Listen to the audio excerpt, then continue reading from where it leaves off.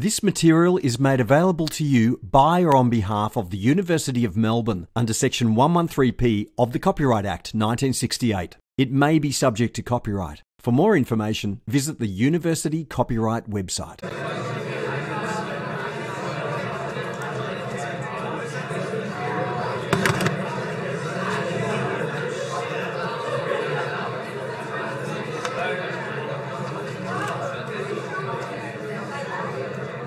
Okay, welcome to ENGM90011, Economic Analysis for Engineers.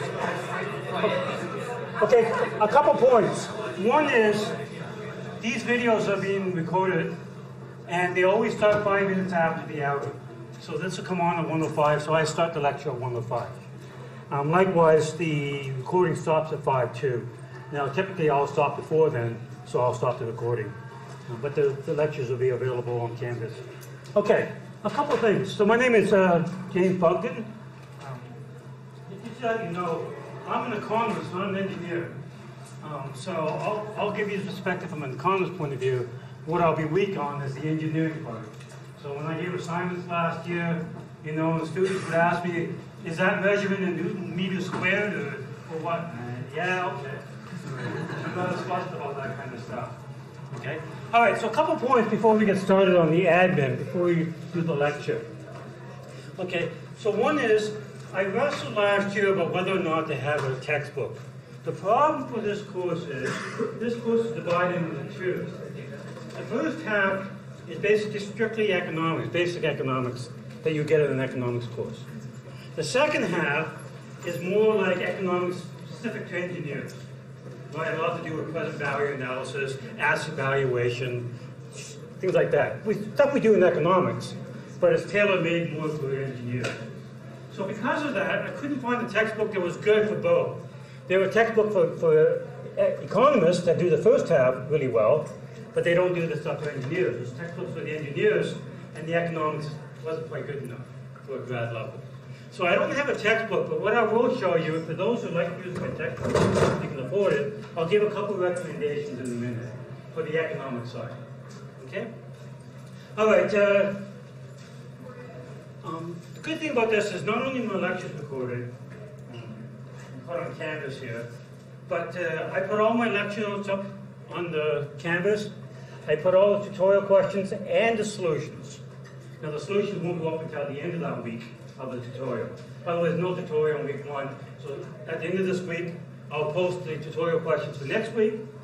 You go to the tutorial, at the end of that week, I'll post the solutions. Right? The tutor also has the solutions, but you'll get them at the end of the week. So the good thing about that is don't worry about trying to rush down and get the answers in the tutorial. They will be available to you on Canvas. Okay? So tutorial questions and solutions, lecture slides. I'll talk more about lecture slides in a minute. And any other material I don't want to put up there if I decide to give a reading or something. All right? As I pointed out, all the lectures are recorded. That's always been the case. But I do want to make a note for those that are watching the lecture right now that are unable to attend because of the coronavirus. So if you're stuck somewhere, unable to attend the course, and you're watching on the lecture, I did post some notes for you with respect to how we're going to address that issue. So basically the idea is, as I said, the lectures are recorded anyways. They've always been by default. So you have the lectures, but what we're worked on now is we're also going to do a recording of one of the tutorials. So you'll be able to watch a tutorial online too, if you're stuck. All right? And moreover, we're going to have one of the tutors go online to answer any questions you may have at a specific time. I'll let you know that time when we find out when it's available. The head tutor is probably going to do it for an hour or two, whatever, a week. And we'll let you know. I'll post it on Canvas when they're available online if you have a question. All right? So that's how we're going to help for the tutorial part. Now, with respect to your assessment, hopefully everyone's going to be here for the final exam. But if you're stuck and you're not able to attend, all the assessments, there's 5 assignments for the semester, they were all done, submitted online. So even if you are stuck at home or in China or wherever, you can still submit online. Now what I've decided to do, however, because of maybe some disruptions, is I've delayed the due dates by 2 weeks. So normally I have the 5 assignments due weeks 4, 6, 8, 10, 12. So now they're going to be due in week 6, 8, 10, 12, and 14. So notice the last one's due date is after the semester's over. All right? I will try to have the assignments done, posted well in advance, so that if you want to do the assignment before the semester's over, you can still do that, especially for those that are here. But I just wanted to make sure that in case of disruptions, you may have problems, quarantine or whatever, that you have a bit of an extra leeway here. All right, so otherwise everything else is the same. I'll post the assignment on Canvas, but the due date is just moved back 2 weeks. Week 6, 8, 10, 12, and then 14. And of course, you can hand them in earlier if you like. Okay? All right, so that's basically it. And by the way, if there's a couple of things with student support you're probably already aware of if you're not here. If you go to student support, you'll see there's a message about coronavirus. So if you're interested in that, you go there. And likewise, the provost of the university, if you go to Campus Life, Policy and Conduct, you'll see he has a video about that as well if you want to see that. Okay? So there are some resources available, lots of resources available to you if you're stuck.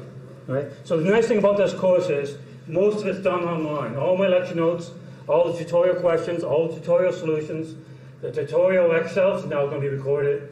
The assignments are all submitted online.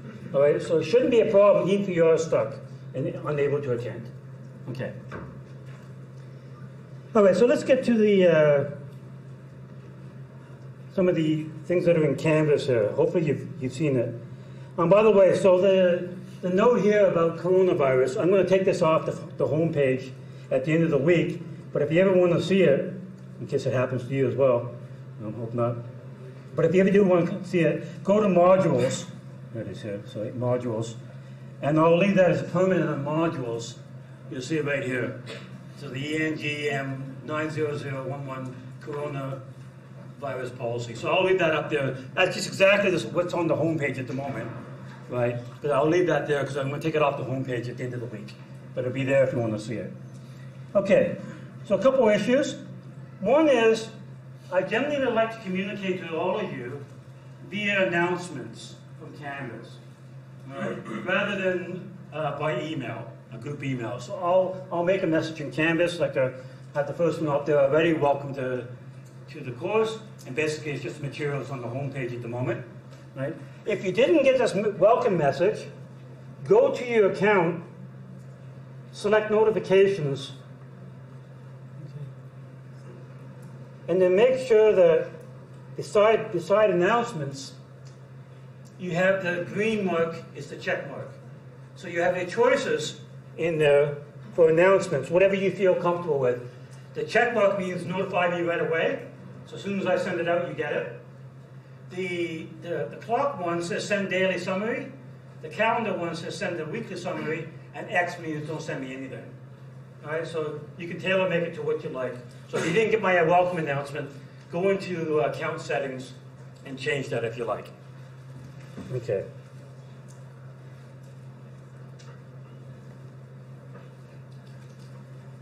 Okay, so the subject overview, the main thing is what I've already talked about, and that's the assessment. So there's 5 assignments. Each is going to be worth 10%, a total of 50%, and then the final exam is worth 50%.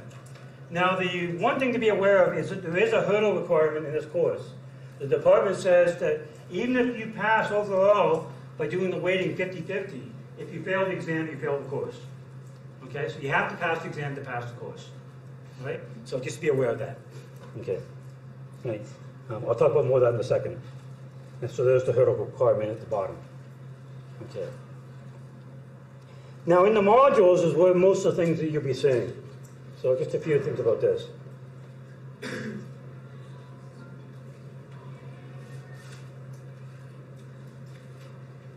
Okay, so as I said, my name is James Bogdan. We have 3 tutors for this course so far. I think that's all we need. So the head tutor is Jensen Ho, and then we have Khaled and Mohammed as the other 2 tutors. Now Mohammed hasn't sent me a staff account email because he hasn't gone yet. As soon as he sends it, I'll put that as well. But the head tutor is Jensen, so if you have a more general thing like, you know, I can't make this particular tutorial, I mean, you can do something, you can talk to him. All right? So those are the 3 tutors. You'll have find out next week who you have. The tutorials start in week 2. Okay. Now for communication, the easiest thing to do is to communicate via Canvas through the inbox on the left-hand side. That'll be the easiest thing because I'm also teaching in the economics department. So for 2 large classes, and I get lots of emails in my Outlook box, you may get lost in there. So if you send it to the inbox on Canvas, then I'll know exactly who you are and that it relates to the engineering course. So what you do, if you want to send me a message, is click inbox on the left-hand side, and then click this icon here for the 2, and then under subject, select the economic analysis for engineers, and then for 2, either you can type my name in, or if you forget my name, hit instructors, and my name is James Bogdan. The other one there is the head of the department. If you send it to him, I don't think much will happen. Okay? And then you hit the subject, whatever the subject is, and then type your message. So when you've sent it to that, then I'll get a message that there's a message in Canvas inbox from you guys. All right? That'll probably be the easiest. That way everything's in the same place for me. If I want to see all the messages from the engineering students, I can just go to this one place and see them all. All right? So that's the easiest way to send an email. If you do end up sending it to my actual account, my Outlook account, I'll probably see it anyways, but things may get lost. There's so many students in the two classes. Okay? So this would be my preferred way for you to email me. Oh. Okay, other communication. If you want to see me in person, I find it wasn't profitable to have a separate time set aside every week because I can just sit there for an hour and no one shows up. Generally what happens is, if you have a question, often I can answer that at the end of the lecture. You know, in just a couple minutes I can answer questions. If you feel that you need more time, talk to me or email me and I'll arrange a room and we'll talk. Right? But otherwise, no point in having it. So if you do want to say, I want to sit down, I need to sit down for a half hour or something with you, fine. We can arrange a time that's suitable for both of us, and then I'll book a room. Okay? But otherwise, just come to me after the class, or if I'm here before the lecture, you can ask before the lecture, and I'll answer your questions. Okay? As I pointed out, I generally won't use the student email to send you announcements. I'll do it all through announcements in Canvas. Now, these announcements are typically things like, I just posted the lecture notes, I just posted tutorial questions, or the tutorial solutions, or the assignment, or whatever, right? Or there's an error in the lecture, I just noticed it, here it is, here's a correction, that kind of stuff, right? So most of the stuff that I'll communicate with you will be via the announcements. Okay. All right. Now I won't talk about everything that's in the modules here. So you can go to the student support thing, check out the student support things. Likewise, for the lecture capture, I don't know how familiar you are with this, but it's not too difficult. You can go to how to download recordings. So I don't know, but how many hours after the lecture it typically gets posted. Just go to this, they'll give you a link there. You go to the link, and you'll see all the lectures, okay, for the whole semester. So that's useful if you want to say, I didn't understand it in the lecture, let me just check and see what you said, or you missed a lecture or something, it'll be up there. Okay, but what I did want to talk about is the outline of the topics and the economic textbooks. Okay, now notice I said here, this is a tentative schedule.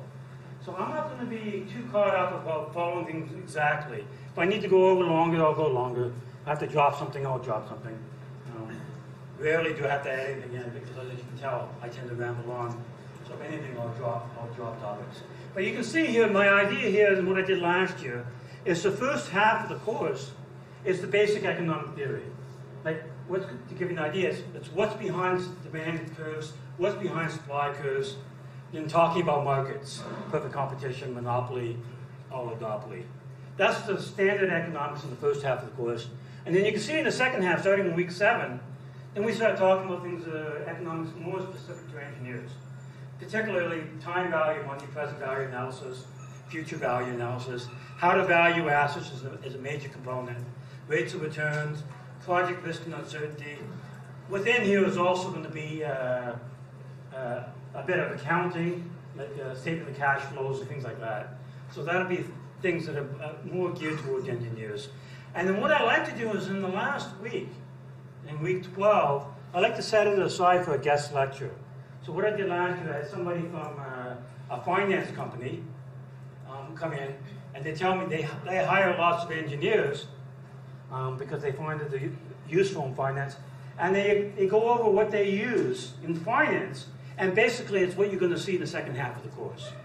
So I think that's a nice way for you to see that this is going to be quite practical at the end.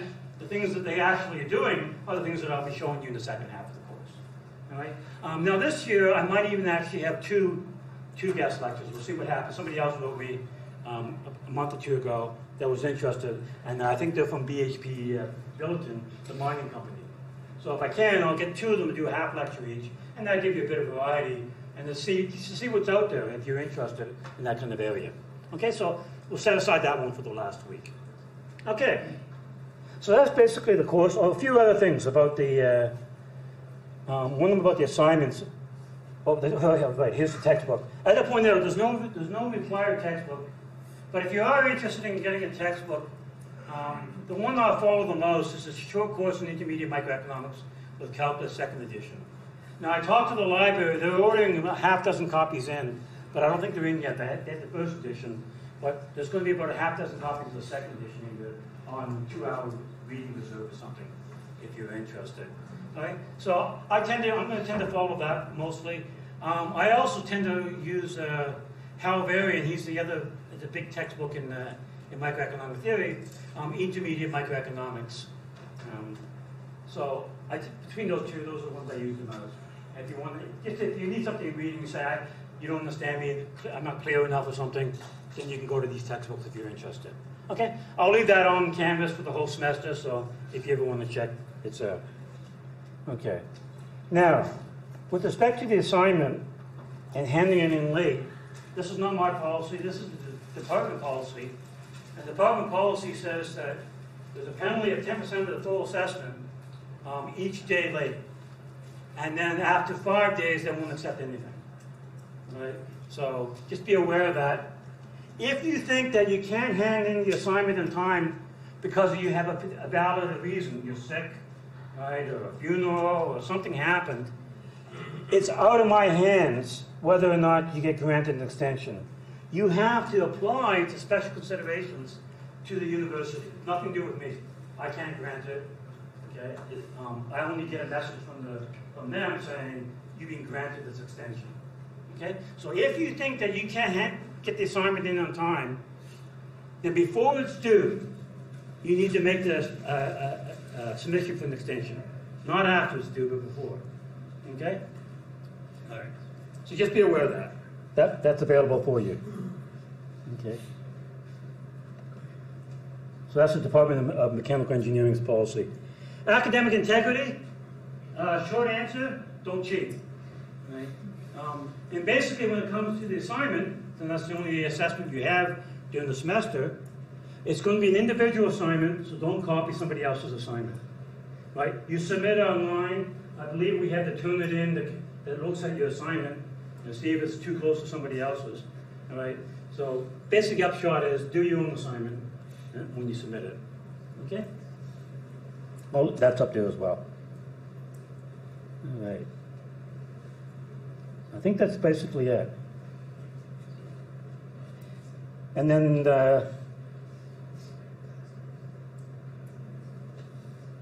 oh, right, the calculator. Just be aware, so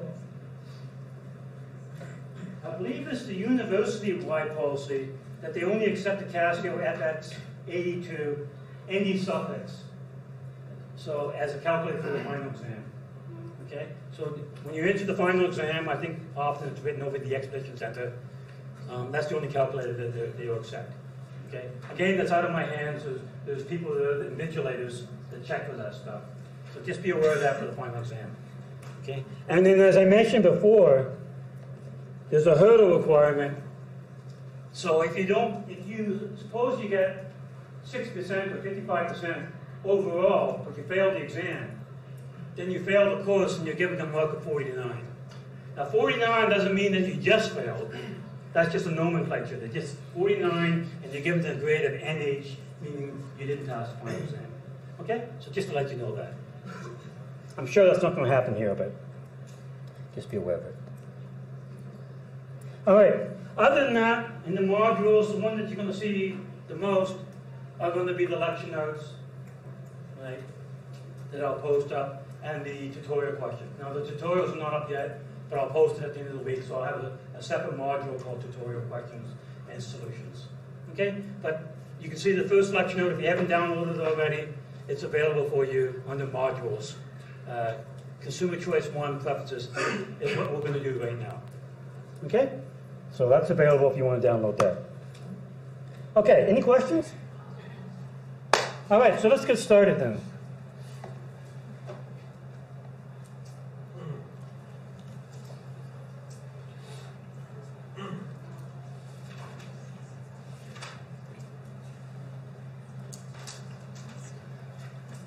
Okay, this mic is out of battery, but I think I talk loud enough that you can hear me, but, so it'll be okay. All right, so to give you an overview of what's going to go on so you understand the idea. Oh, by the way, I brought a box of tissues, speaking of coronavirus. If anybody needs some tissues, you can go over there. Okay. I'm sure that'll solve all the problems, but there you go. Okay, so the overview here is, most of you are probably aware of the idea of demand and supply. Right? But what you're not aware is, where does the demand curve come from? And where does the supply curve come from? And that's what we're going to look at the beginning of the course. We're going to look and say, well, where does this demand curve, how does it get generated? Where does it come from? And it turns out the answer, it comes from the choices that are made by consumers. So we're going to look at the choices that are made by consumers at the beginning of the course. And then after that, we're going to look at the firm side and say the supply curve comes from the choices made by the firms. Right? That's what we call producer theory. And then we put the two together, demand and supply, and we say, well, this is what the competitive market equilibrium is, what the competitive market price is, what the competitive market output is. And then we're going to look and say, well, what about markets that are not competitive, like a monopoly or an oligopoly? An oligopoly just means a few firms, 2, 3, whatever. Okay?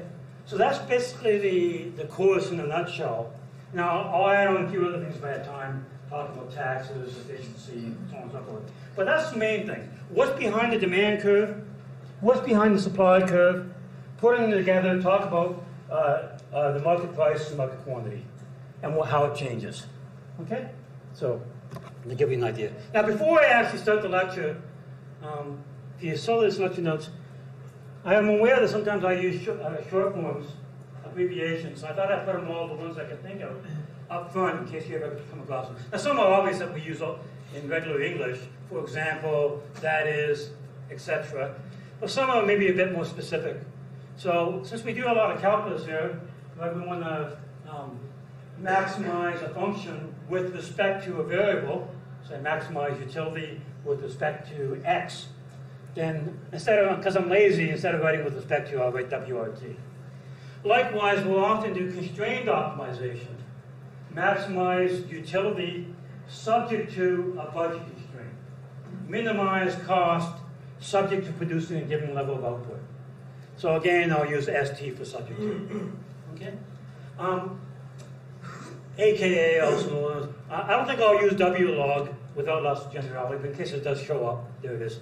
Now the one that we use in economics a lot that you may not be aware of is the Latin expression ceteris paribus, or sometimes pronounced ceteris paribus, and it's Latin for all else being the same.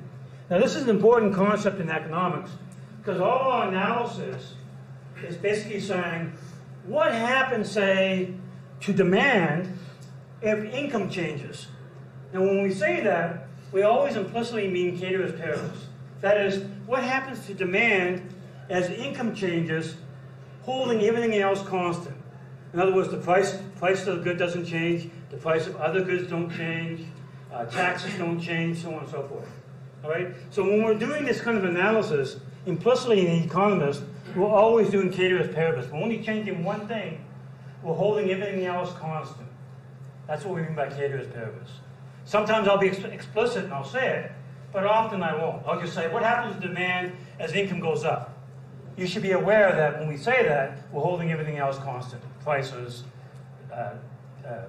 taxes, or whatever, government spending, whatever the heck is. Okay? So that's just a concept that you should be aware of from economics. Okay? If you're have a math background, you think of a partial derivative, right? When you take a partial derivative, say the derivative of f with respect to x, and what you're saying is you're taking the derivative with respect to x, holding all the other variables constant, y, z, whatever, right? That's the idea of Cater's derivatives. Everything else is held constant. Okay? All right, so let's get to the course. All right, so the idea here, as I said, that we want to see, we know demand is really important in economics. But we want to say, well, where does the demand come from? How does it get generated? And it turns out that the demand is determined by the choices that are made by all the individual consumers in the market, right? The choice that you make, that I make, that the person outside makes, all of us make choices about what we buy and what we don't buy and how much we buy. So our choices determine demand. So when we want to talk about where does demand come from, it comes from the choices that we make. So we want to look at the choices that we make. What determines what we choose? Well, one of the main determinants, as we're going to see, is the consumer's taste or preferences. What do they like, right? What they like obviously is going to have an influence on the things that they choose to consume, right? You may like sweet cereals, and therefore you buy Count Chocula, or you may want a healthy cereal, and you buy all grain, right? These are your tastes that determine what you like. So we want to look at more in depth about your taste, your preferences, what you like, and how that informs what you decide to choose. And then later on, we're going to see if we put that together and how that determines the demand curve. Okay? All right, so let's start with the first thing. A few definitions to start with. So a commodity is simply a good or a service. And when I say good or service, just think of anything that you tend to consume, that you buy. So think about going into a grocery store, right, the cereal, the apple, meat, or things that you buy, car, a house, excuse me, a phone, or whatever. All right? So those are all goods or services, right? You could rent a hotel room. You could hire Uber or taxi, right? Get a haircut. Right? So those are goods or services. So whether it's a good or a service, we call it a commodity, but I'm too lazy, and I know from experience, instead of calling it a commodity, I'll just call it a good. But it should be understood that it could be a service as well. All right? So I'll just say, suppose we have two goods, X and Y. Well, it could be a service as well, but I don't want to say commodity every time. It's longer, right? I'm lazy. Good is shorter. Good is gooder. Okay, so we'll refer to goods, but it could be a service as well. All right.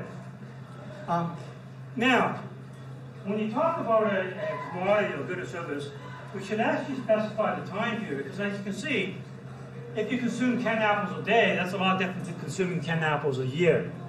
Right? Now, this turns out to be more important for applied work than theory.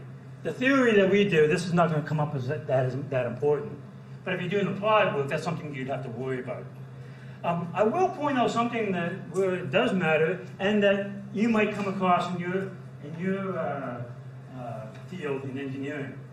So in engineering, often, as we're going to see later on in the course, we'll talk about maybe buying a piece of capital machinery. Right? Suppose you buy a piece of machinery that's rated at 100,000 hours of use. Right?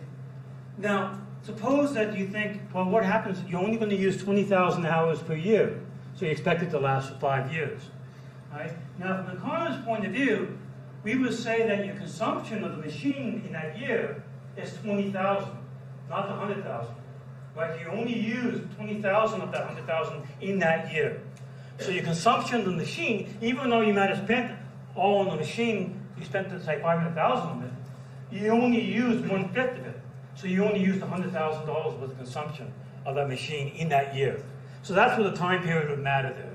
So where it matters, you can think as well, if you buy a house, suppose you buy a house for $800,000, right? You don't consume the house in that year. So you haven't consumed $800,000 worth of a house. So what do we do as economists? we say, well, if you took that $800,000 house that you just bought, how much could you rent it out for? Imagine you could rent it out for $3,000 a month, or $36,000 per year. Then we will say the rental equivalent of that house is $36,000 a year. That's how much you consume each year, right? It's not the purchase price for a capital good, because the capital good can last over several periods. It's how much you use up, how much you consume. That's what we're interested in. Okay? So just be aware of that. So later on, of course, we'll be talking about capital purchases, right?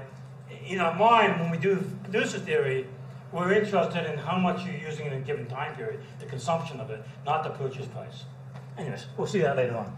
Okay, so as I pointed out, in this theory here, it often doesn't really matter too much, so I'll often drop it, but we should be specifying it. All right, so here's an important concept, the last definition here on this slide. There's a definition of a bundle, and the bundle's pretty easy. It's just a list of how much of each good that you consume. How much of each of the different goods that you consume. So here I said, suppose there's two goods, movies and pizzas.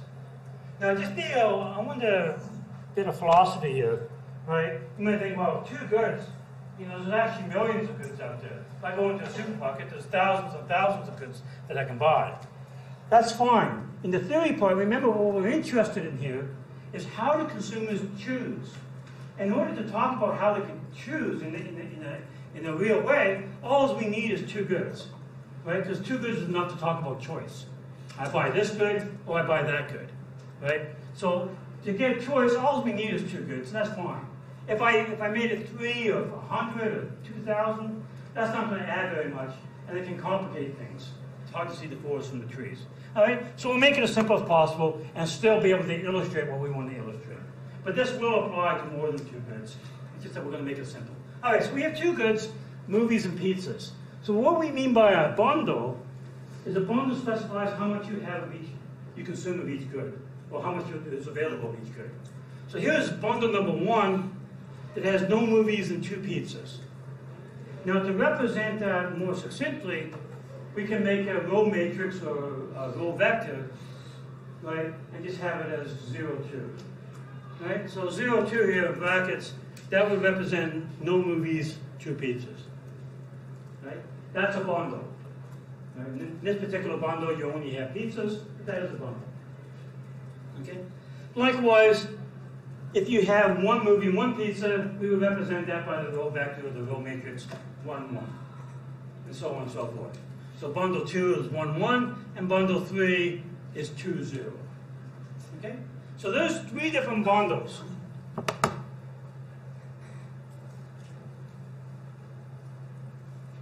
Right? Simply telling you how much of each amount of goods are in that bundle. Okay. Now here's the key idea of this lecture. Consumers rank these bundles based upon their taste, based upon their preferences. Okay? So there's 3 of the bundles. Imagine I set those bundles on the table here. In the first bundle, maybe I have a coupon for 2 pizzas. The second bundle, I have a coupon for 1 pizza, 1 movie. And in the third bundle, I have a coupon that gives you 2 movies and no pizzas. Right? So 3 bundles. And then I ask you to rank those bundles. Which one do you like the best? Right? If I said you can come up here and take one, what one would you take? What one do you like the most? All right? Which one do you like the least? Right? This all has to do with your own taste. Right? So, for example, maybe you hate movies, or maybe you're blind. You say, well, movies don't do it for me. Right? In that case, you might rank them, the bundles, bundle 1 the best, bundle 2 the second best, and bundle 3 the worst. Right? No use you having 2 movies and no pizzas if you don't like movies. Right? So your ranking would be bundle 1, bundle 2, bundle 3. Now somebody else may say, I like movies, but I can't eat pizzas because I'm lactose intolerant. Right? So they have the opposite ranking. They'll say, I prefer bundle 3 the best, and then bundle 2, and then bundle 1. Right? And then the third person might say, you know what? Variety is the spice of life. I like a little bit of everything. Right? So I actually like bundle 2 the best, and then bundle 1 and bundle 3, I'm indifferent. I like them both equally. So we allow ties here. Okay? So here's the key idea, is that when I give you a list of bundles, you can rank them. And those rankings are based upon your taste. Now, as economists, we don't judge. Your taste or your taste. All right? So we don't analyze that. Leave that to psychologists or whatever. We just say, what's your ranking? Rank it from best to worst. You can have ties if you like. All right? That's all we're going to start with. Right? We're going to talk about how you choose. What you choose is going to depend upon, partly, it's going to depend upon your taste. Okay? So that's the idea. We're going to choose among different bundles. Right? Essentially, that's what you do when you're going to a grocery store. You're making choices. You choose to have that cereal but not this one, or have apples instead of oranges, or whatever. Right? Okay. All right, so here we have it. Said consumers rank these bundles in terms of their preferences. What do I like the most, all the way down to what I like the least.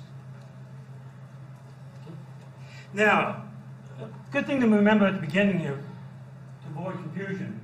This ranking is based upon your preferences only. It's independent of your income and the prices of the goods. Right? So it's not like you say, you know what, I like the BMW 3 Series better than the BMW 5 Series because it's cheaper. Right? That's not what's going on here. Instead, I'm offering you, here's a bundle, here's the BMW 3 Series, here's the BMW 5 Series, which one do you like better? Right? Forget about the prices. Forget about your income. Just which one do you like better? That's what we mean here. We're not having income and prices yet. We're going to introduce that later in the next set of lecture notes. Okay? At the moment, it's independent of income prices. What do you like? That's all we're saying. Forget about the prices. Okay?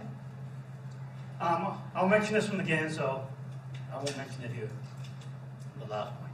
Okay, we're going to make 3 assumptions about your preferences that I think are fairly reasonable, fairly general, but allow us to get nice results. But hopefully you think they're fairly intuitive. The first one is what we call completeness. And completeness says, for any 2 bundles, right, like 2 movies and no pizzas, 1 movie and 1 pizza, no movies and 2 pizzas, whatever. For any 2 bundles, A and B, the consumer can rank those bundles in 1 of 3 ways. Either they can say, I prefer A to B. I like A better than B. Right? Or they can say, I like B better than A. Or they can say, you know what, it's a tie. I like them equally as much. I'm indifferent between A and B. When we say indifferent here, we mean they're equally ranked. Right? Okay. So that's what we mean by completeness. What we want to avoid here is I give you these bundles, here's bundle A and bundle B, and I say to you, which one do you want? Which one do you like more? And you say, well, I like one of them more, but I don't know which one. I mean, not too many people have that kind of choice, right? Do you like A better than B? I'm not sure. Do you like B better than A? I'm not sure. Well, I mean, you like them equally as much, A and B. No, I like one better. I just don't know which one I like better. That doesn't seem to make much sense. Okay? So we're avoiding that problem. Right? You should always be able to tell me which one you like better, or they're equal. Okay? So hopefully you find that reasonable. Okay. When we talk about A is preferred to B, we write that, instead of writing it out in English, for preferred to, we use this curly greater than sign to refer to preferred to. So A is preferred to B, we use A, and then curly greater than sign B. Just a short form for preferred to. Likewise, if B is preferred to A, we would write B curly greater than sign A. And for indifferent, we use a wavy line, or whatever you want to call it, wave. So if A is indifferent to B, we use the curly line. Okay? So it's just a short form for I like A better than B, or I like B better than A, or I'm indifferent between A and B. They're equally, I like them equally much. Okay? All right, so that's our first assumption. Hopefully you think that's pretty reasonable. You should be able to make a choice. If I give you 2 bundles, you should be able to tell me which one you like better, or if you like them equally as well. Okay. All right, if you can't tell me, then we'll pretty much stop right at the beginning, right? How can I make predictions about what you're going to choose if you don't know what you're going to choose? Okay, the second assumption we're going to make, hopefully you'll find this reasonable as well, is what we call transitivity of preferences. Okay? For any three bundles, A, B, and C, if it's the case that you prefer A to B, and you prefer B to C, then you should prefer A to C. Right? Hopefully that makes sense to you. You like A better than B, you like B better than C, so you should like A better than C. That seems reasonable. Okay? Imagine if you didn't have those preferences. Imagine the preferences were not transitive.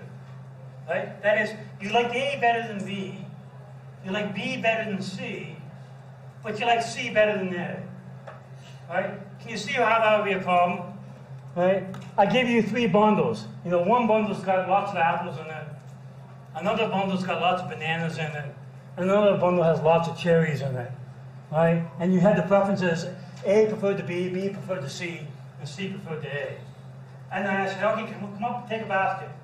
Right? You come up there and you see, oh, here's some cherries. Oh, a basket of cherries, I think I'll get that. Oh, wait a minute. B is preferred to C. I prefer the basket with bananas in it to cherries. I should take the banana basket. Oh, wait a minute. There's a basket of apples, and I prefer apples to bananas. I should take the apple basket. Oh, wait a minute. I prefer cherries to apples. Therefore, I should take the cherry basket. Oh, wait a minute. And you can see you're just going to keep cycling around, and you'll never make a choice. Okay? So we want to avoid that kind of cycling. All right? So hopefully this is fairly reasonable. I did want to point out, oh, by the way, this also works with different. If A is just as good as B, B is just as good as C, then A is just as good as C. That should make sense. And then the combination of the two as well should make sense. If you prefer A to B, and B is just as good as C, then you should prefer A to C, and so on. Right? So that hopefully that should be reasonable to you.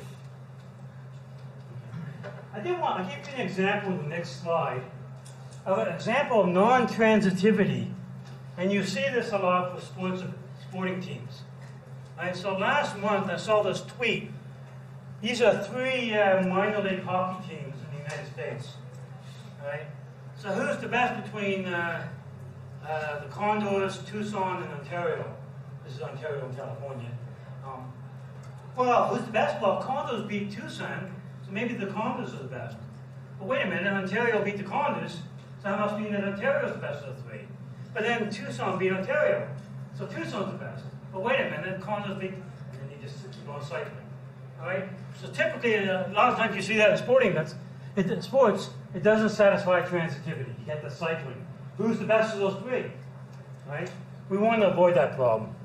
All right? We want to have our ranking nice and clean, top to bottom, not cycling around. Okay. All right. So the assumption completeness, you can always make it. You can always tell me what you like between two bundles. Transitivity, we don't have any cycling, so we have nice ranking from top to bottom. And the third one is what we call monotonicity. And essentially it means goods are desirable. That is, more is better. Right? You'd rather have two of them than one of them. Right? 2 weeks vacation better than 1 week vacation. Right? That's the idea. Okay? So example here, I give two examples. The first one says, here's a bundle with 4 movies, 3 pizzas. And the second bundle has 3 movies, 2 pizzas. Since the first bundle has more movies and more pizzas, that should be more desirable than the second bundle. Right? Monotonicity, more is better. It also works as long as if all the one good, you have more of one good and no less of any of the other. So if you have a bundle with 4 movies, 3 pizzas, another bundle with 3 movies, 3 pizzas, both bundles have 3 pizzas, but the first bundle has more movies. So that's got to be preferred as well. It has more of one good without any less of the other.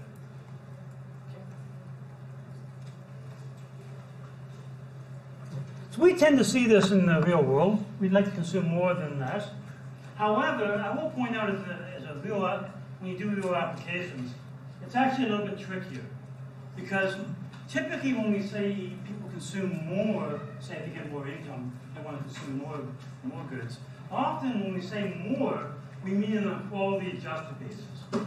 So you may say, you know, I'm driving this car, if I get richer, I'm going to drive a nicer car, right? I'm going to go from a Hyundai to a BMW or something, right? So you still only have one car, but it's more car in a sense, because quality adjusted, you're getting more, right? Likewise, you may decide to move to a nicer house, right? It may be more house in physical space, or it may be the same size, but it's in a nicer neighborhood, higher quality materials. So often, when we say that you have more, although we're going to do it in terms of quantity, often it's more in the dimension of quality, right? So we do quality adjustment. We say you bought a nicer house, so you're buying more house on a quality adjusted basis, or you're buying more of a car, or you're going on a nicer vacation. Still only 2 weeks, but you're staying at a nicer hotel, you're going to a nicer beach or whatever. Okay? All right. So we're not going to worry too much about that in this course, but as a practical application, often when we say more is better, it's on a quality adjusted basis. Okay.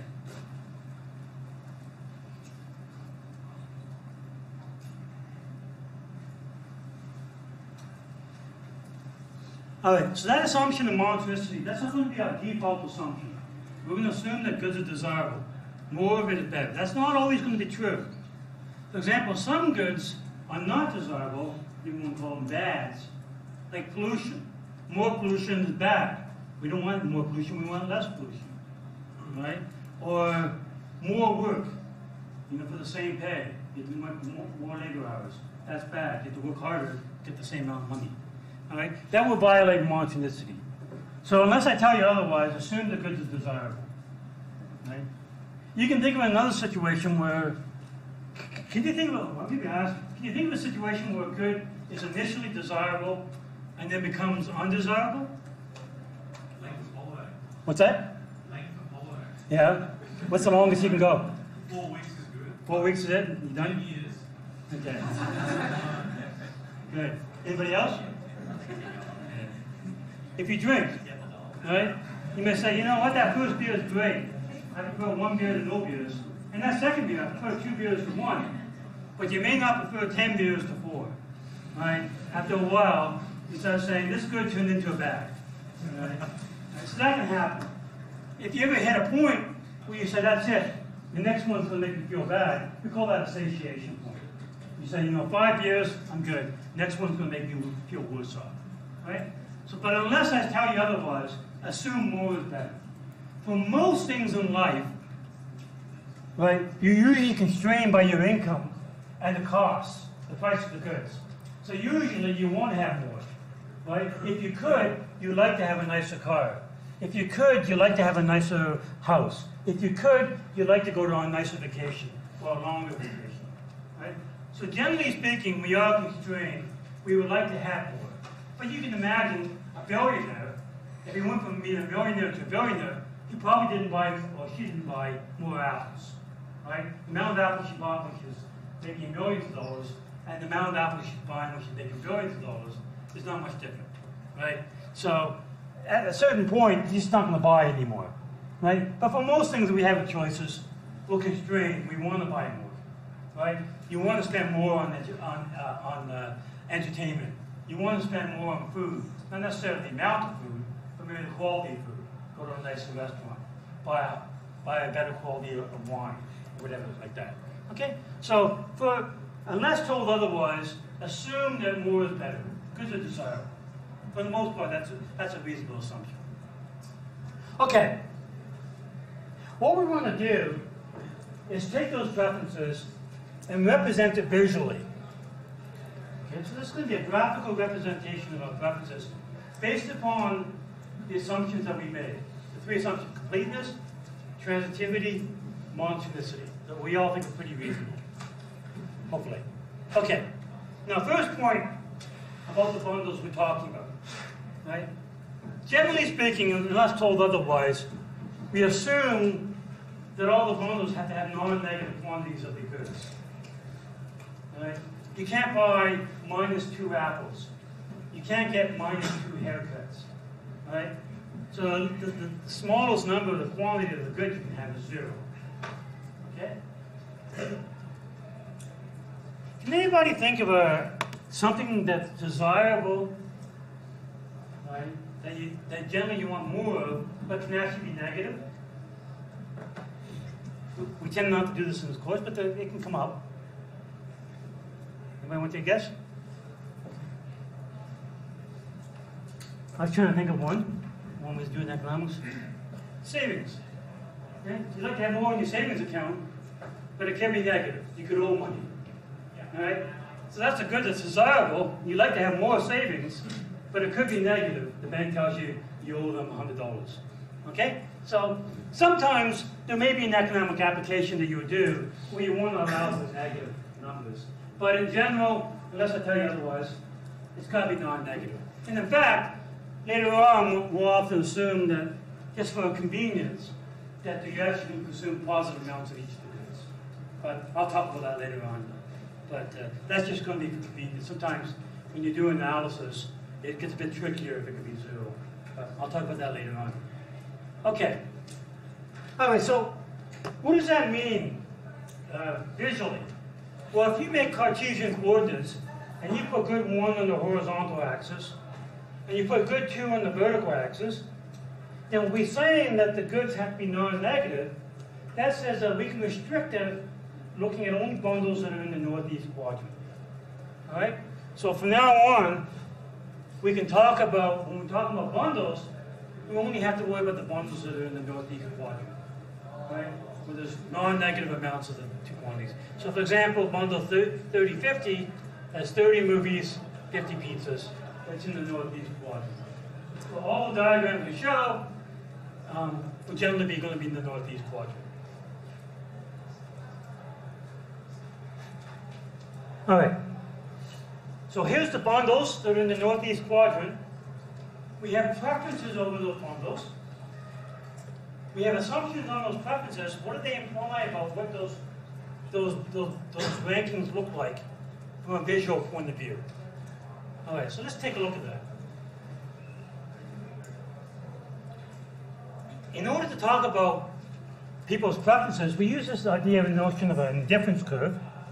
An indifference curve is pretty simple. An indifference curve is all the bundles that are equally ranked. All the ones that you feel indifferent to. So all the bundles that have the same rank, you say, I don't care if I have bundle A, B, or C. If that's the case, if you rank A, B, and C all the same, then they go on the same indifference curve. They go together. All right, so those are all the combinations of goods that you say, you know what, I don't care which one I get.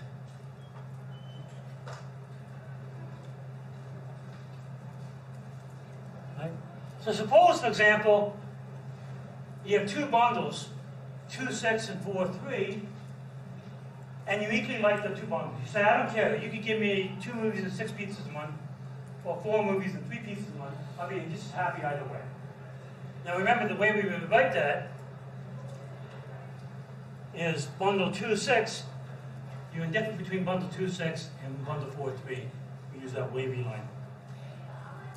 Okay, so because you're indifferent between those two bundles, we know that they belong to the same indifference curve. But there could be other bundles that you're also indifferent to that are just as good as these two bundles. You say, I like these other bundles just as much as I like these two bundles. Right? So what do they look like? Right? Well, we put them all together, and typically the way we show the indifference curve will look something like the next slide. Right? So we put the two bundles that we equally like, 2 movies, 6 pizzas, 4 movies, 3 pizzas, right? And then we look at all the other bundles that are just as good as those two bundles, and typically it's going to look something like the following, right? So all the bundles on that blue curve have the same ranking. You say, I don't care whether I'm up here, or 2, 6, or 4, 3, or way down here. All of those bundles make me equally happy. That's what an indifference curve is.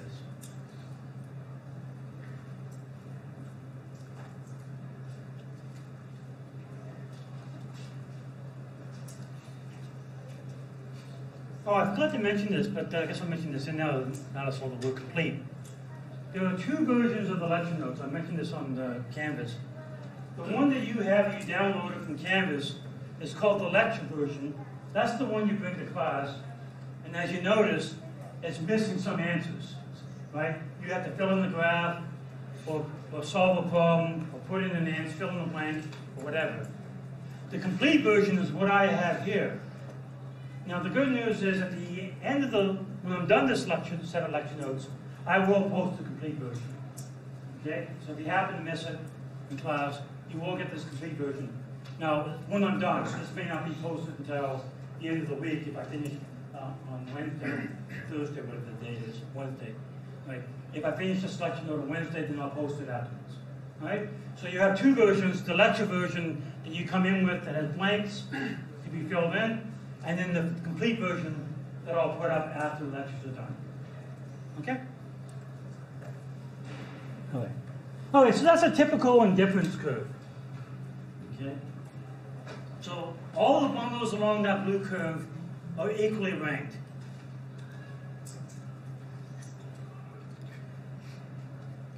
Now consider a bundle that's above that indifference curve. Right? So we know everything on this blue curve, all the bundles have the same ranking. What about this bundle here in green, line 4? It lies above our indifference curve.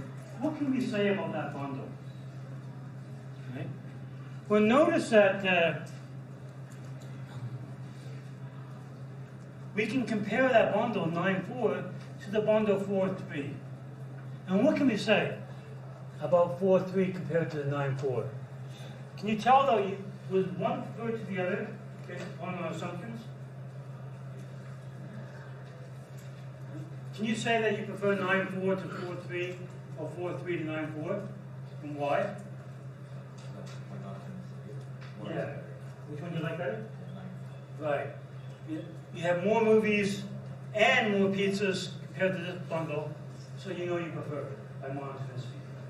Okay? By the way, you can't do the same thing here comparing 9,4 to 2,6.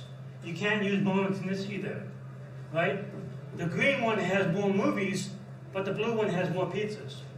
So you can't say by monotonicity the 9,4 is better than 2,6. But we will be able to prove that using transitivity. So first, before I do that, a little note. What are all the bundles that are preferred to 4,3 by monotonicity? What would they be? What are all the bundles that you know are better than 4,3? Who are they? What's that? So everything above here? Oh. I give away the answer. Everything to the northeast, right, of the point.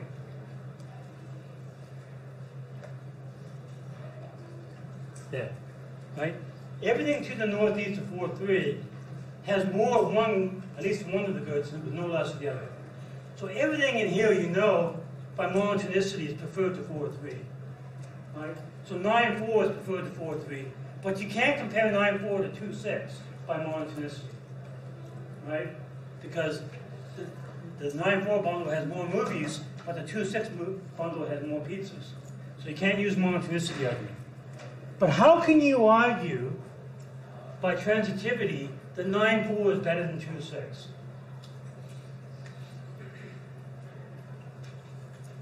Why do we know that? What's that? No, you get less pizzas.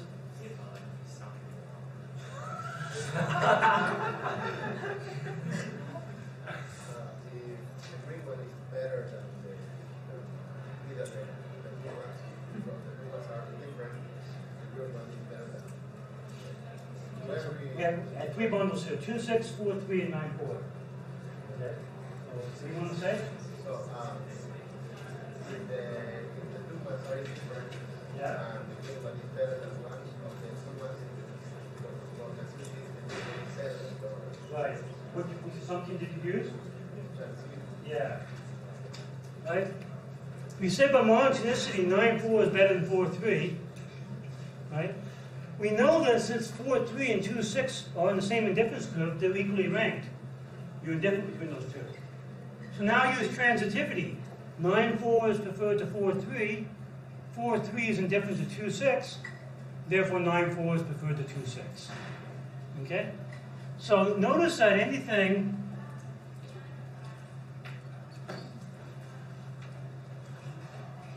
so the upshot is any bundle above the indifference curve will be more preferred to any bundle on the indifference curve. Okay? Using monotonicity and transitivity. Right? And likewise, you can do the same argument. Any bundle below the indifference curve will be less preferred to any bundle on the indifference curve.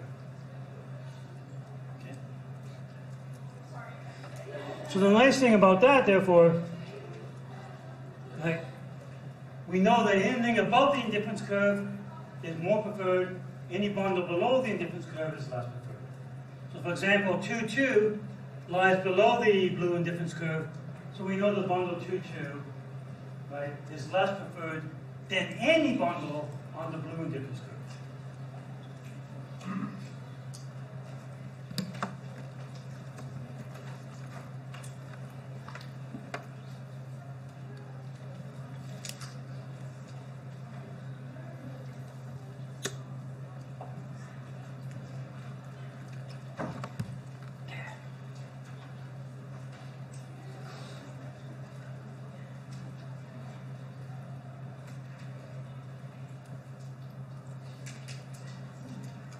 Again, I'll post these lecture notes when we're done with them. Okay, now, notice 9 4 is a bundle. There are going to be other bundles that you're indifferent to between those bundles and 9 4. So if we join all those bundles together, 9 4 will be on an indifference curve. Likewise, 2 2 is going to be indifferent to other bundles. Join them all together on this red indifference curve. And what do we know now? We know that bundles and indifference curves that are further from the origin are more preferred. Right? Indifference curves that are closer to the origin are less preferred. By the way, that assumption is assuming monotonicity. Right? More is better. Right? So up here, the green indifference curve, all the bundles on the green indifference curve are more preferred to all the bundles on the blue indifference curve, which in turn are more preferred to all the bundles on the red indifference curve. Okay? So basically, the further out you're from the origin, right, on that indifference curve, the more preferred that indifference curve is. The more preferred those bundles are.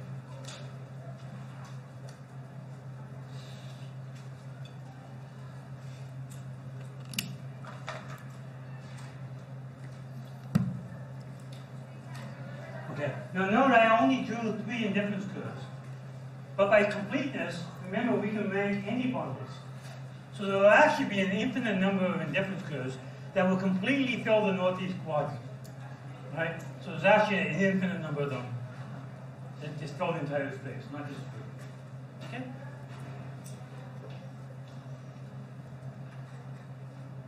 All right. Now, if you notice that when I drew the 3 indifference curves, they didn't cross. It turns out that they can cross. And we can prove that by our assumption of transitivity. Right? Let me give you 3 bundles here. So imagine we have two distinct indifference curves. Right? So all the ones in the green indifference curve have the same ranking, equally preferred. All the ones in the red indifference curve have a different ranking, equally preferred. Here are 3 bundles, A, B, and C. Can you use transitivity to show that this is not possible?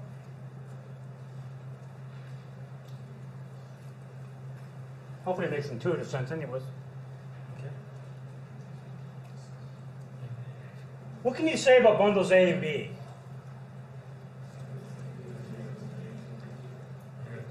They're both on the indifference curve 1, so they're equally ranked. You're indifferent between A and B. What can you say about A and C? They're on the same indifference curve IC2, so they're equally ranked. By transitivity, that means that B must be indifferent to C. So you equally rank B and C. That means that B and C are supposed to be on the same indifference curve. But we wrote them, those are supposed to be distinct indifference curves. And that can't be possible. All right? So transitivity says indifference curves can't cross.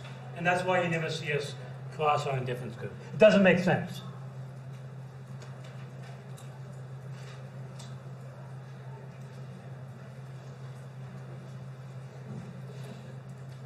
So you won't see that.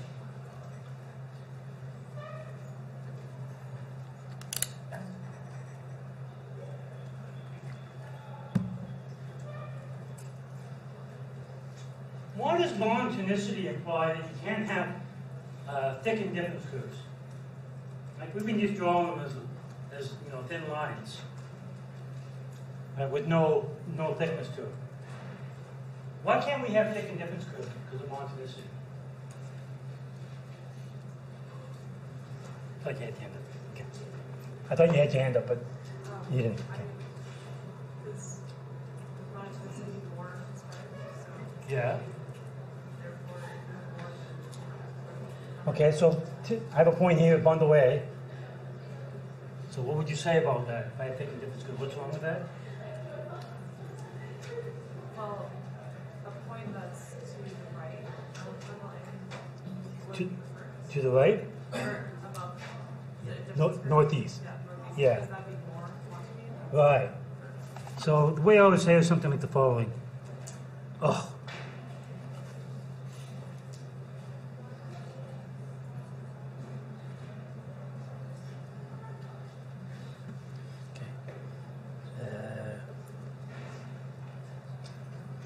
I would say is pick a point to the northeast.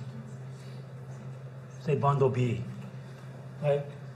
Now, according to this indifference curve, A and B are indifferent to each other, equally ranked. We're both in the same indifference curve. Right? But according to monotonicity, we know by monotonicity, everything to the northeast is preferred. So B should be preferred to A. So we have a contradiction. Okay? That's why you can't have thick and difference curves. Right?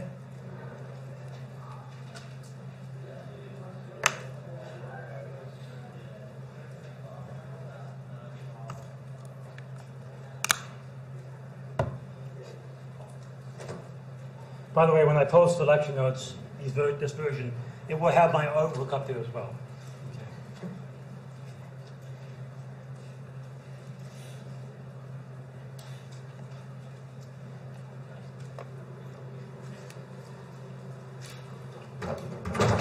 Okay, so that's why you're not going to see thick and difference curves if you have monotonicity. Here's an interesting one as well. Why does monotonicity imply that the difference curves that we've been drawing, why do they have to go downwards? Any idea? Not necessarily 1 to 1. But like you couldn't say 2 movies, 6 pizzas, and 2 movies. Why not? Because it requires Right. Right. If I give you, well, so why not just, okay. Yeah, that's basically the idea, right? So monotonicity says more is better, right? Now remember though, two bundles have to be on the same. Two bundles are on the same indifference curve, so they're equally ranked. Monotonicity says if I give you more of a good, you like it better. So if I start off with 2 movies, 6 pizzas, and I give you 2 more movies, you like that better by monotonicity. More is better, right? But then that bundle would not be on your indifference curve. It wouldn't be equally ranked. So to be on the same indifference curve, if I give you more movies, I have to take away some pizzas, right? So that you're just as happy as you were before. I give you 2 more movies, I'm happier. Take away 3 pizzas, I'm sad. Now I'm just as happy as I was with you. Okay? That's why we draw indifference curves as downward sloping. Right? By the assumption of monotonicity. Okay? Now sometimes we're going to see unusual examples. Right? You may have a vertical indifference curve or a horizontal indifference curve, as we're going to see. Right? That will violate monotonicity in a sense. Right? If you're vertical, you're saying you're indifferent between all those bundles, you're having more of the good on the vertical axis, but it's not making you any happier. Right? So that violates monotonicity. Likewise for horizontal. You're getting more of the good on the horizontal axis, but it's not making you any happier. Okay? So it violates monotonicity. Likewise, if you have a bad, like pollution, then more of it is not better. Think about what that would look like. Instead of being downward sloping, you would slope up. If one was good and the other one was bad. Okay? We'll talk about that later on. All right, so just be aware, that's why we normally draw it downward sloping like this. So you can see where the assumptions are useful for us. Okay, what else can we say? We've been drawing the difference curves convex from the origin. That kind of folded in shape. Okay? Convex function. What does that imply? What? You can see in the answer there. I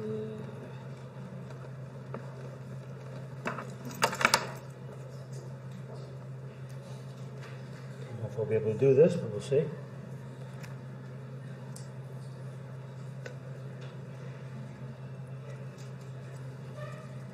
I don't know if I can draw a straight line. But if you draw a straight line between points A and B, not bad. Okay.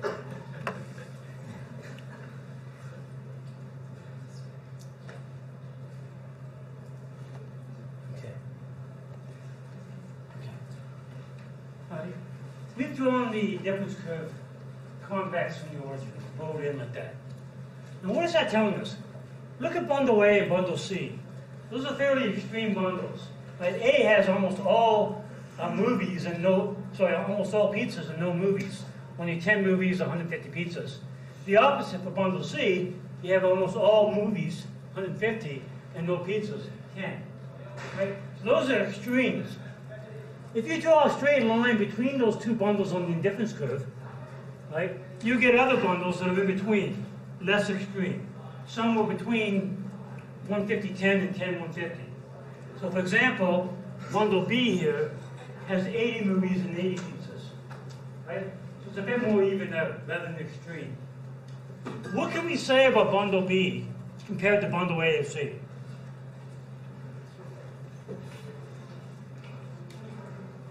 Just as good as A and C, better or worse? What's that? Yeah. Notice that bundle B lies above the indifference curve, so it's better. Okay? So notice the upshot of this is averages are better than extremes. If you draw convex indifference curves, you're saying the consumer prefers averages to extremes.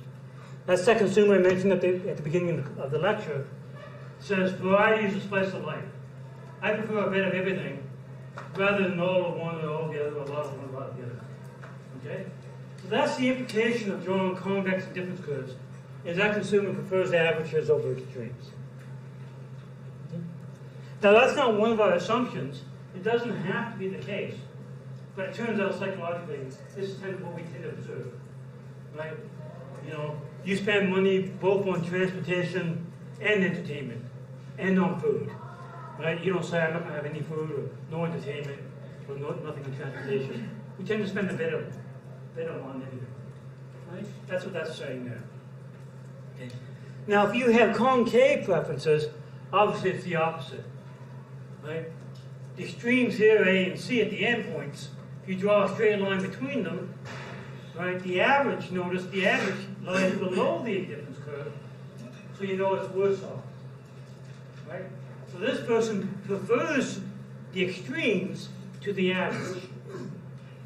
Right? So this is the person who says, give me all pizzas, no movies. Or give me all movies, no pizzas. Right? They don't like averages. They want all of one, nothing of the other, or very little of the other. Okay? You can have those preferences. There's nothing that says you can't have those preferences. It's just less likely to happen. But if you do, that's certainly possible. That's what that shape is. That's what that shape is telling you.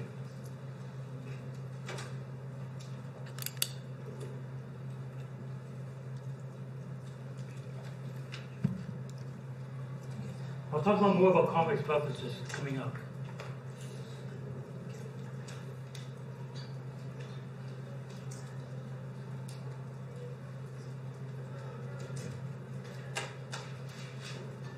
Before I get to a numerical representation of preferences, I want to have a little side note here on this concept we call in economics a marginal rate of substitution. Fancy name for the concept that you'd be willing to trade some of one good to get another unit of another good. How much? How much are you willing to give up of one good to get one more unit of the other good? That's what we call marginal rate of substitution. Okay, so let's take a look at it. Right? So that, as I said, how much do you want to give up of one good in order to get another unit of another good? Now what we do here is we talk about how much of the good on the vertical axis you're willing to give up in order to get one more unit of the good on the horizontal axis. Okay? You're saying, I'll give up this much y to get one more unit of x. How much is that you're going to give up? Okay? That's what our measurement substitution tells us. Okay? Well, equivalently, instead of saying how much y are you willing to give up to get one more unit of x, I'll say, suppose I take a unit of x away from you, how much y do I have to give you back in order for you just to be just as happy? That put that. And by the way, it says, and be just as happy. I should have said same and difference curve, because I haven't introduced utility yet. I got ahead of myself. So if you want to write IC for a difference curve instead, or equally ranked, or whatever, we'll see utility come up. But that's the idea. Okay? Right? This illustrates the idea of when you go, you say, I'd never pay that for, it's too expensive. Basically, you're saying, I'm not willing to give up as much for that good. I'm not willing to give up much to buy that good. That's sort of what's going on here, although we don't have prices yet. Okay. All right, so that's just the backwards way of saying it. How much y are you willing to give up to get one more x? Or if I take away an x, how much y do I have to give you back to make you equal as happy? Right? So just one way or the other, it's the same thing.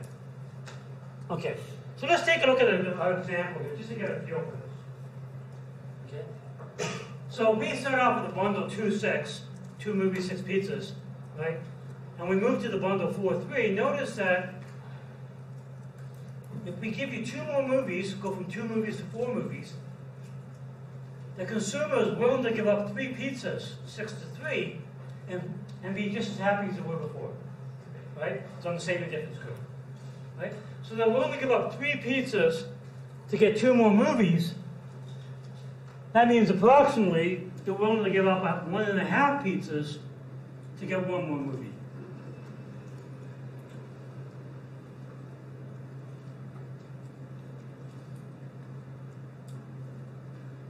By the way, sometimes people get caught up in fractions and stuff. Now, it's not that hard to think about half a pizza. But you might want to think, well, what about a half a car, right? Or who buys a half apple or something, right? One way of getting around that, by the way, is remember we said that the consumption should be defined over a time period, right? Imagine that you consume 1 apple in the first week, 1 apple in the second week, and 2 apples in the third week. On average, you're consuming 4/3 of an apple a week, right? So it is possible to have fractional consumption if we average it out. Okay, so don't get caught up too much in that. All right, so you're willing to give up 1.5 pizzas to get 1 more movie. Now notice that the slope of the line connecting those 2 bundles, if you take the negative of that slope, that'll be that 1.5. Okay, let's take a look. Right? Remember to get a slope, if you draw a straight line between bundle 2-6 and bundle 4-3, and we want to calculate the slope of that line, remember the slope is rise over run. Well, what's the rise? Well, you went from 6 pizzas to 3 pizzas, so the rise is -3, and the run is, you went from 2 movies to 4 movies, the run is +2, so you have -3 divided by 2, rise over run. Right, so the slope is -1.5. Take the negative of -1.5, and that becomes positive 1.5, which is exactly how much you're willing to give up. Right? So the slope of the line connecting 2 bundles tells you how much you're willing to give up to get another unit of the other good. Now imagine that we start off with the bundle 2-6, but the second bundle, instead of being 4-3, we move that second bundle closer and closer to 2-6. Right? What's going to happen to the slope of that line connecting to those 2 bundles? Right? You'll see that the slope becomes flatter, steeper and steeper, and eventually it becomes closer and closer, such that the slope of the line connecting to 2 bundles will become closer and closer to the slope of the indifference curve at that point. Right? So as I move the bundle closer to 2-6, the slope of the line connecting those two bundles gets closer and closer to the slope of that line that's just a tangent to the indifference curve at that point. Okay? So the way we can think about this, therefore, if you want to talk about how much you're willing to give up for the good of the vertical axis to get one more unit of the good of the horizontal axis, we can just take the slope of the indifference curve. All right? The slope of the indifference curve tells you how much you're willing to give up of the good of the vertical axis to get one more unit of the good on the horizontal axis. With the caveat that this is a bit confusing. It's not actually, you're not actually getting one more unit of x. You're actually, because I made the bundle so close together, you're only getting infinitesimally more x. Right? But it's on a per unit basis. For each unit of x, how much y you're willing to give up. Now you're actually not getting one more unit of x. You're only getting infinitesimally more x. Right? But the point holds. So that's the interpretation of the slope of the indifference curve. Right? Is how much you're willing to give up the one good to get more of the other good. Okay? So that's nice. You say, Mike, this particular bundle, how much am I willing to give up one good to get another unit of the other good? If we understand the fact that you actually only get infinitesimally more of the other good, you just take the negative of the slope of the indifference curve. Okay. We call this the modular rate of substitution. So the modular rate of substitution is simply the negative of the slope of the indifference curve.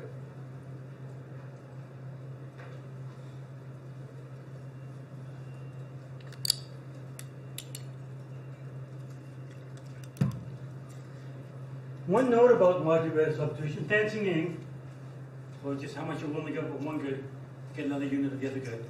Be careful. Modular rate of substitution, remember, it's the slope of the indifference curve. The indifference curve is based upon your preferences, and it has nothing to do with prices or income. Right? This is how much you're willing to give up to get another unit of the other good. So I'm willing to give up this much y to get one more unit of x. As we're going to see a little bit later on, the market's going to tell you what you have to give up. Right? They're going to say, if you want to have one more unit of x, you have to pay this much, which means that you're going to have that much fewer y because you won't have as much money. Okay? The market tells you what you have to give up to consume one more unit of good. This is what you're willing to give up. Okay? So if you go into the store and you say, I'd never pay that, those apples are too expensive. Or there's a cyclone wipes out the banana crops, banana prices have gone up 10 times, which happened about 10 years ago. You say, I'd never pay that price for bananas. What you're willing to give up for another banana is less than what the market says you have to give up. So those are different concepts. This is based upon your taste, what you're willing to do. The market's going to tell us when we see next week what you have to do. Okay? So just be careful in the back of your mind.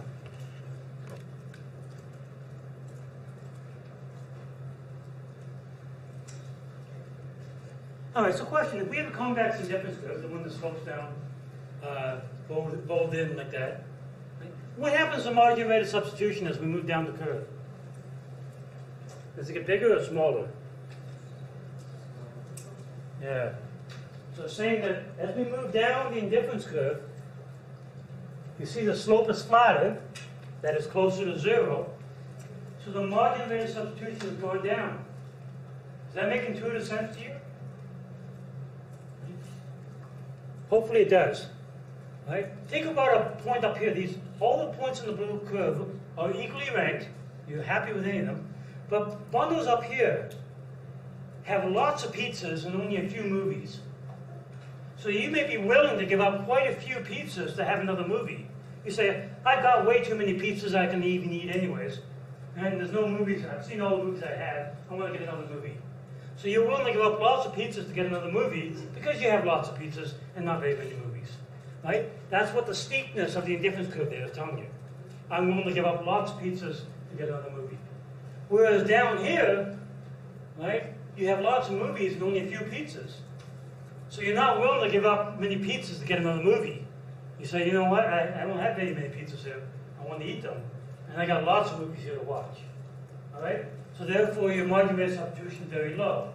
You're not willing to give up many pizzas to get another movie. Right? So again, this is why convex and difference curves seem to make intuitive sense.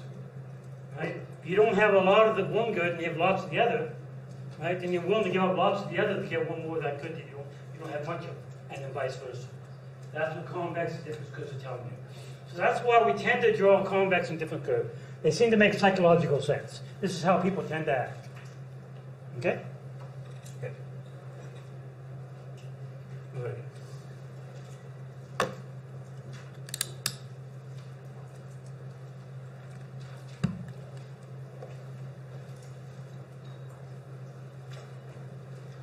By the way, I think I'll stop at 240, right? That'll give you plenty of time, because I didn't do a break. So that way you get to leave earlier. I think it's better that way. Okay. All right. We said that difference curves are a graphical representation of your preferences. Right? A utility function is simply a numerical representation of your preferences. That is, we're going to attach a number to bundles. Okay? That's what a utility function does. It attaches a number to each bundle, according to a couple of rules. Let's see them.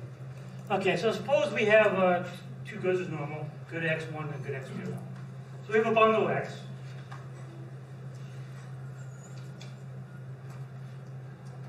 A utility function u of x is simply a number that we attach to that bundle. Right? So we have a bundle 4, 3, we attach a number to that bundle. Okay? With a couple of properties it has to satisfy. Alright? So consider two bundles XA and XB. To represent an individual's preferences, to be a utility function, it has to satisfy only two rules. The first rule says, if you rank two bundles equally, right, you're indifferent between bundle A and bundle B, give them the same number. Okay? So for example, if you said, we said that 2 movies and six pizzas is just as good as 4 movies and 3 pizza, they're on the same indifference curve. So we give them the same number, whatever that number is. Just have to be the same. So equally ranked bundles get the same number. The second rule says, if you prefer one bundle to another, give it a higher number. Right? So we said that we prefer bundle 9.4 to 4.3 by monotonicity. So bundle 9.4 has to have a higher number than bundle 4.3. That's it. There's no other thing behind a utility function than those two properties. Right? Two bundles are indifferent, equally ranked, get the same number. One bundle is preferred, it gets a bigger number. And that's all the utility function is. Just attaching numbers to bundles. Okay? In psychology, they often get into depth about how do we measure utility in the mind and whatever. Nothing to do with that here. We're just attaching numbers to bundles, according to those two rules. Okay? That means for every indifference curve, all the bundles are going to have the same number. And then the difference curves further from the origin have a higher number. The difference curves closer to the origin have a lower number. Right? So we can distinguish indifference curves by their number, the utility. Right? So the 3 indifference curves we have here, blue, green, and red, we can attach numbers to them. And the only rule is all the bundles in the same indifference curve get the same number. So on the blue one, they all get the number 2. And then more preferred bundles get a higher number. Right? That's all a utility function is. It's easier to work with numbers sometimes than it is to work with indifference curves. So we'll work with utility functions. Okay? Now notice I said that's the only 2 rules we need.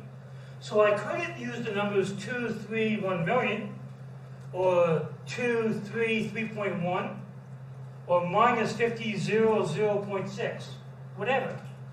Right? As long as it satisfies those 2 rules. So that brings up an interesting point, or a point to be aware of, is that utility functions are not unique. If you find one utility function that represents somebody's preferences, then you can find an infinite number of them. Right? We don't get caught up on the actual number. The number doesn't mean anything, other than relative to another number. Right? The actual quantity doesn't mean much. It doesn't mean anything. Right? When we say one utility is 6 and the other utility is 2, we're not saying that the first one is 3 times better than the second one. We're just saying it's better. Right? Not how much better. Okay?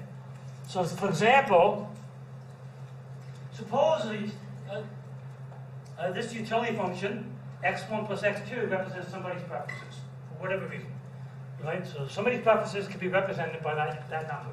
So what I mean by that is, for example, if somebody has this preferences that are represented by this utility function, then for bundle 4, 6, we take 4 plus 6, we give it the number 10. For bundle 8, 2, 8 plus 2, we give it the number 10. And bundle 5, 9, 5 plus 9, we give it the number 14. Right? So this utility function represents that person's preferences. We can see that that person is indifferent between bundles 4, 6, and 8, 2, because they have the same number, and they prefer bundle 5, 9 because it has a higher number. Okay? So suppose that represents somebody's preferences. Well, if that's true, imagine we just add 5 to each number. We haven't changed the ranking at all. Right? Now the first number is 15, 15, 19. Again, 15, 15 equally ranked as the first two bundles. 19, you prefer the third bundle. That's the same preferences. All right? So adding in a constant doesn't change your preferences. So this utility function B also represents your preferences, adding a constant. Now I can not only just add a number, I could have subtracted 5. That would have worked as well. It would have preserved the ranking. Right? So don't get caught up in the actual number. It doesn't mean anything. It's just the ranking. Right? So we could add a number, subtract a number. That would also represent the person's preferences. So this is a utility function as well. Right? Or, if k is positive, I can multiply all the numbers by k. That would also represent the person's preferences. For example, suppose k is 2. Right? So now I change the numbers to 20, 20, 28. Well, 20 equals 20, equally preferred. 28 is higher, more preferred. Same ranking, same preferences. Okay? So multiplying by 2 didn't change the ranking at all. That also is a utility function for that person. And likewise, I could have squared it, and the same thing. Right? If k is 2, then we have 10 squared, 100, 100, 196. Again, represents the same preferences. Right? 100 equals 100, equally ranked. 196 is higher than 100, more preferred. Okay? So any of these transformations that preserve the order, the ranking, is also a utility function.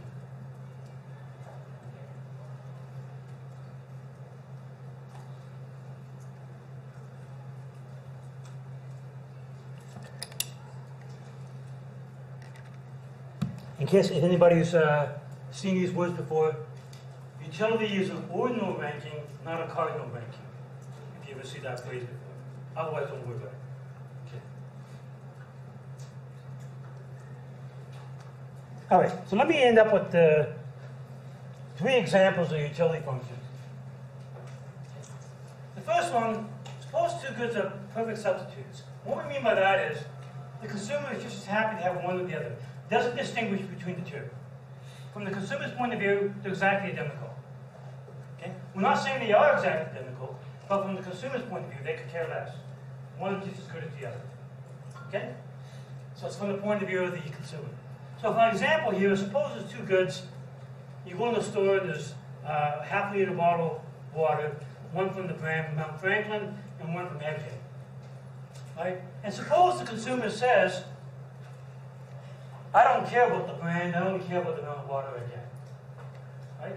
From that consumer point of view, these are perfect substitutes. They don't care about the brand name, water is water. Now notice that's from the point of view of the individual. You may say, for example, you like the minerals in Evian water better, so you prefer Evian to Mount Franklin. In that case, for you, they're not perfect substitutes.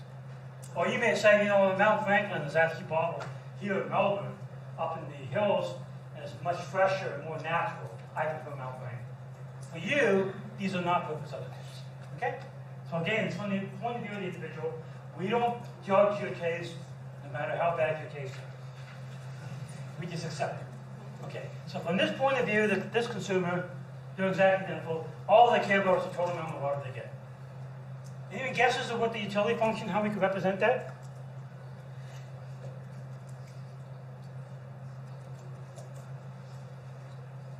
Total amount amount of water consumed is all that matters. Any guesses? 4. 3. Anybody for glory? 2. What's that? It's 500. Like, to the function to how much? That's going to be a function of x1 and x2. Yeah. Right, so for any general, it's quantities of half liter bottles. Like x11 is one half liter bottle. 2 is 2 half liter bottles. Right? All right. It's the one we saw before. All you're concerned about the total quantity. Right? If you have one bottle of Mount Franklin and none of Evian, then you have 500 milliliters of water. If you have 0 of Mount Franklin and 1 of Evian, again you have 500 milliliters. Right? You don't care. They're equally as good. Right? What I want you to do is see if you can draw the indifference curve. All the bundles will give you utility of 2.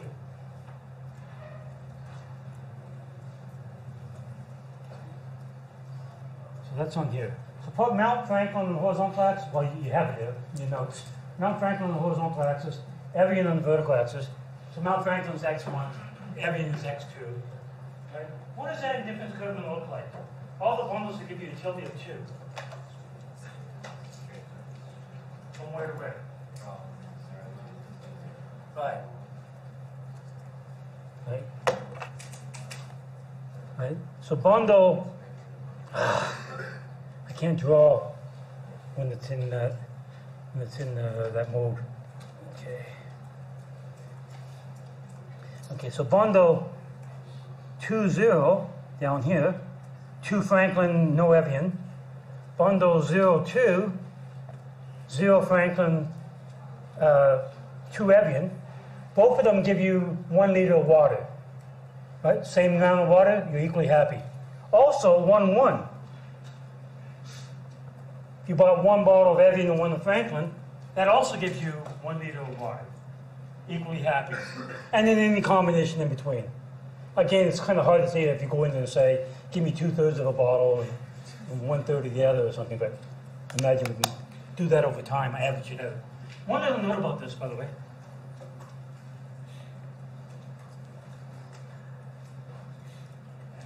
And I changed this before I posted your lecture notes, and then I realized I was originally right, and I changed it to something wrong. And that frustrates me when I do that. Remember, these are half-liter bottles, so it's a total of 1 liter. I changed it to 2 in your lecture notes, because I said, oh, there's 2 of them here. It's 2 liters, but I forgot the half-liter bottles. Right? So all the bundles along that blue indifference curve give you 1 liter of water, right? Whether it doesn't matter what the brand is. So they're equally, the consumer is indifferent between all of them. Okay? So that's what perfect substitutes look like. It's a straight line. Okay.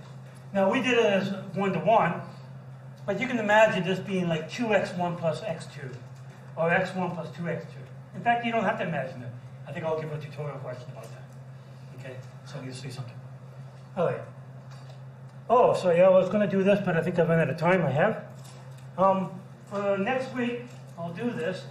I use Poll Everywhere just to get some response feedback. So if you go to pollev.com, enter my name, James Buckner 719, right, or go to this number, then you can enter in the answer for a question. I'll make the poll available. You enter the answer, and then you get to see everybody's answer up there. Like you're anonymous. I don't know who put what answer in, but it totals up the answers and shows it up here. And it's just going to be a feel of it. Make sure that everybody's following along, get some feedback. All right, so I'll ask that question on Wednesday. Take care.